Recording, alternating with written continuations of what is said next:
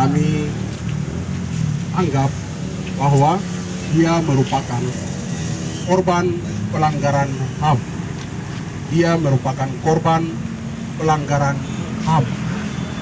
Kami koalisi kuasa hukum yang datang, kami datang di sini karena kami diminta.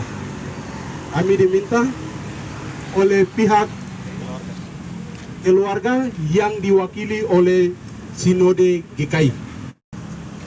Untuk itu kami datang ke sini ingin mempertanyakan proses di mana dan sejauh mana keadilan itu sudah dilakukan. Yang saya minta pelaku yang tembak itu, yang tembak sapu anak itu, tolong kasih keluar. Saya itu sapu permintaan. Dan kemarin ketemu dia, saya sudah bicara. Kasih keluar tuh orang yang tembak sapu anak. Dia punya nama, dia punya pangkat, dan dia punya muka itu kasih keluar. Karena sapu anak itu ketembak tuh seperti binatang. Dia pun yang dong kasih itu rekayasa semua. Coba ada sendok, ada pegang senjata, itu tidak benar.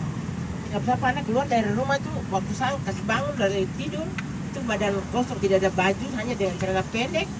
Jadi dia saya suruh pakai baju buat ikut polisi. Itu langsung begitu, polisi pasti sudah diperiksa, tidak mungkin dia bawa sendok. Itu sampai di Polres itu ada sendok. Kata dia sudah 3 itu, petugas di situ bisa minta, sendok itu diambil dari mana? Dari rumah kita tidak pegang apa-apa sama sekali. Jadi jangan rekayasa, tapi kasih tunjuk itu orang yang tembak sapu anak. Itu saja sapu permintaan. Saya tidak minta tuntut bayar, kamu bayar berapa tidak sama dengan sapu anak punya nyawa. Yang saya minta itu tolong kasih keluar tuh orang yang tembak. Saya kasih Riko itu bukan untuk disiksa dan tembak mati, tidak. Saya suruh periksa. Saya serahkan sendiri, tidak ada siapapun. Polisi tidak cari-cari, tidak kejar-kejar, tidak ada. Saya berdiri sudah ada Kapolsek, ada lurah, semua ada di situ. Saya serahkan sapu anak di tangan polisi dan tolong periksa. Ini ada minuman di situ, tolong tanya dia ambil dari mana. Saya tidak tahu yang itu dia yang pelaku kan, tidak, saya tidak tahu. Saya cuma tahu, tolong tanya dia minuman itu dia bawa dari mana, itu saja.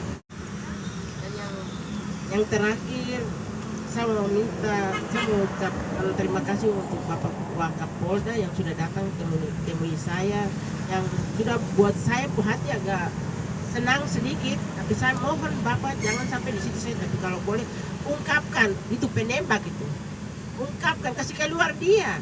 Supaya saya juga mau lihat dia pemuka itu, dia yang jago di tanah Papua ini. Jadi saya mau lihat dia pemuka, saya tidak, siapapun tidak ingin saya sendiri yang minta untuk kasih keluar. Saya mau lihat dia pemuka, itu saja. Tidak perlu pecat dia dari tanah ini, dekat pelannya di kampung halaman. Sedikit informasi saja bagi kita bahwa kami selaku kuasa hukum yang mendampingi keluarga dalam hal ini ingin menyampaikan terima kasih kepada itikat baik Bapak Wakapolda yang sudah datang.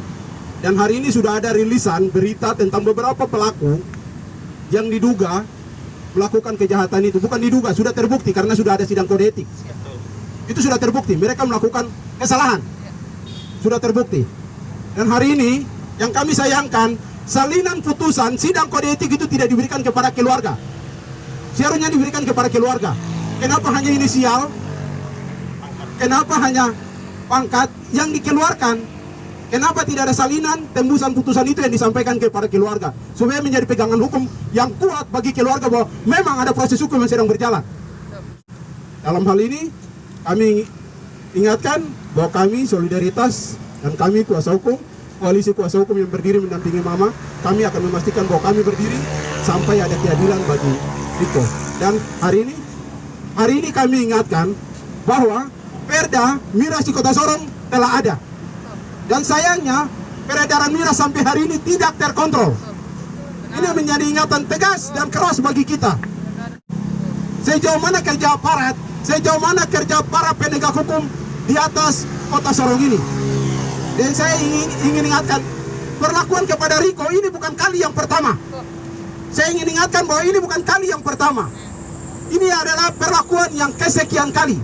Kami bisa buktikan bahwa perlakuan aparat, oknum aparat penegak hukum yang ada di wilayah Kota Sorong sangat tidak manusiawi. akumulasi dari puncak yang apa yang terjadi kepada Riko merupakan akumulasi dari tindakan kriminal yang dilakukan oleh para aparat, oknum aparat penegak hukum yang ada di Polres Sorong Kota.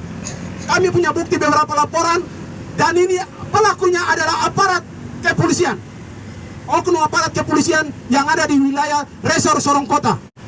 Dan ini akan saya sebutkan satu persatu supaya jangan ada yang mengelak, jangan ada yang bersembunyi, mengelak, mengatakan bahwa ini ada itu, jangan ada itu. Kami ingin mengungkapkan bahwa Bapak Idam Aziz selaku Kapolri dan Kapolda Papua Barat harus mengetahui hal ini. Perlakuan aparat yang tidak manusiawi yang dilakukan terus berulang kali di Polres Sorong Kota kepada masyarakat sipil. Ini ada laporan, ini ada beberapa laporan atas nama Calvin Gogoba, ini pelakunya aparat. Dan kami lapor dan hasil visumnya sudah dilakukan. Tapi sampai hari ini prosesnya tidak berjalan. Kami ingatkan lagi, ada satu lagi perlakuan yang kami anggap ini sebagai aparat. Perlaku penembak misterius yang dilakukan oleh anggota kepada Yohanis Marar, saudara Yohanis Marar di kilometer 7 Gunung. Beberapa waktu yang lalu, dan proyektil pelurunya, CCTV-nya telah diambil oleh Kapolres. Sampai hari ini pelakunya tidak tahu di mana. Dan juga ada laporan yang kami laporkan juga atas nama Abdul Lumadar. Ini telah kami laporkan, dan hasil visumnya telah ada di tangan Kapolres ini Polres. Tapi sampai hari ini pelakunya tidak ditetapkan. Dan juga ada laporan juga atas nama Abdul Qadir Loklamin. Dan sampai hari ini prosesnya entah kemana. Hasil visumnya semua telah ada. Kami minta kepada Bapak Idam Aziz selaku Kapolri, dengan tegas kami minta jangan melindungi aparat-aparat yang merusak citra kepolisian di atas Republik ini, di mata rakyat. Kami minta siapapun aparat yang berperilaku tidak manusiawi segera dituntut, diusut, dan dipindahkan, diberhentikan dari jabatan. Ini tidak layak untuk ada di dalam institusi yang menjadi harapan rakyat. Ini bukti beberapa laporan dan Riko akumulasi, dan kami anggap bahwa sudah berulang kali. Dan Bapak Kapolri tidak boleh tinggal diam, dan kami minta dengan tegas, kalau Kapolres Sorong Kota tidak mampu, silakan keluar dan angkat kaki dari sini. Kami anggap bahwa ketertiban keamanan Kota Sorong tidak dijamin oleh beliau. Kami ingatkan sekali lagi bahwa kami tetap akan mengawal ini proses sampai ada keadilan bagi bukan saja Riko, tetapi bagi mereka-mereka yang diperlakukan tidak manusiawi, diperlakukan oleh aparat-aparat yang dengan menggunakan kekuasaan yang diberikan oleh negara untuk mengintimidasi rakyat. Ini akan kami tentang dan akan kami lawan perlakuan yang seperti begini. Saya ingin pertegas lagi, saya membantah apa yang sudah dikeluarkan dari press release kemarin bahwa klien kami ini adalah pelaku. Dia bukan pelaku. Saya pertegaskan kembali bahwa dia bukan pelaku. Kita sebagai penegak hukum, kita harus menjunjung asas praduga tak bersalah. Asas praduga tak bersalah itu dijunjung tinggi. Riko bukan pelaku, ya. Saya tegaskan kembali, Riko bukan pelaku.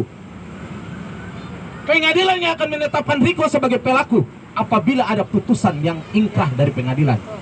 Saya rasa kita semua orang hukum, kita pasti mengetahui ini. Jadi saya perlu tegaskan, Riko bukan pelaku, tapi Riko adalah korban daripada pelanggaran HAM yang terjadi. Kita menjunjung asas praduga tak bersalah, kita menunggu putusan dari pengadilan. Bagaimana toh mau tunggu dia ini salah atau tidak, sedangkan dia sudah mati. Jadi ini saya bicara kasar, mati.